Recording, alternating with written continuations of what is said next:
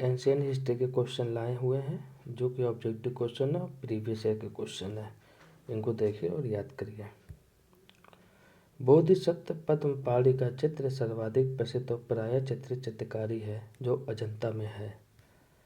विंध्य क्षेत्र के किस जलाशय से सर्वाधिक मानव कंकाल मिले हैं? लेक या से। एक ही कब्र से 3 मानव कंकाल निकले हैं दमदमा से। हड्डी से निर्मित आभूषण भारत में मध्यपाषाण काल के संदर्भ में कहाँ से प्राप्त हुए हैं? महदह से। भीमबेटका कहाँ स्थित है? अब्दुल्लागंज, रायसेन। भीमबेटका किसके लिए प्रसिद्ध है? गुफाओं के लिए शैलचित्र। भारत में मानव का सर्वप्रथम साक्ष्य कहाँ मिलता है? नर्मदा घाटी में। भारतीय पुरातत्व सर्वेक्षण निम्नलिखित विभागों मंत्रालयों में से किसका संलग्न कार्यालय है? संस्कृति। निम्नलिखित में से किसको चालकोलिथिक युग भी कहा जाता है? ताम्रपाषाण युग। निम्नलिखित में से कौन सा वेद गद्य और पद्य दोनों में रचित है? यजुर्वेद। भारतीय उपमहाद्वीप में कृषि के प्राचीनतम साक्ष्य प्राप्त हुए हैं? मेहरगढ़ से। सिंधु घाटी सभ्यता के संदर्भ में निम्नलिखित में से कौन सा कथन सत्य है? पहला, यह प्रमुखतः लौकिक सभ्यता थी, यद्यपि इसमें धार्मिक तो उपस्थित थे पर वे वर्चस्वशाली नहीं थे। यह सही है। दूसरा, उस काल में भारत में कपास से वस्त्र बनाए जाते थे। यह भी सही है। Answer C. निम्नलिखित में से कौन सा लक्षण सिंधु सभ्यता के लोगों का सही चित्रण है?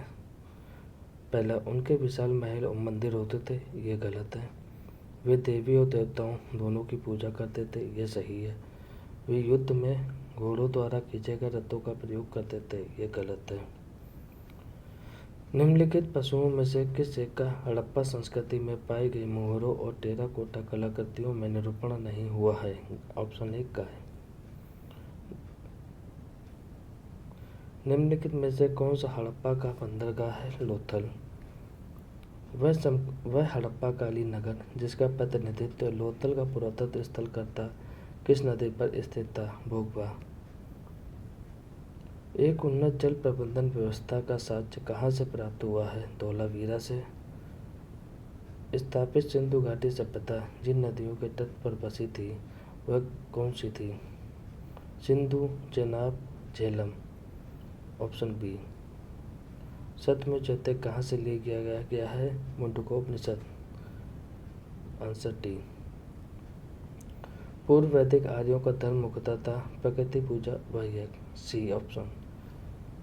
आर्य शब्द इंगित करता है श्रेष्ठ वंश को। Option D. धर्म तथा रीत भारत की प्राचीन सभ्यता के एक केंद्रीय विचार को चित्रित करते हैं। इस संदर्भ में निम्नलिखित कथनों पर विचार कीजिए।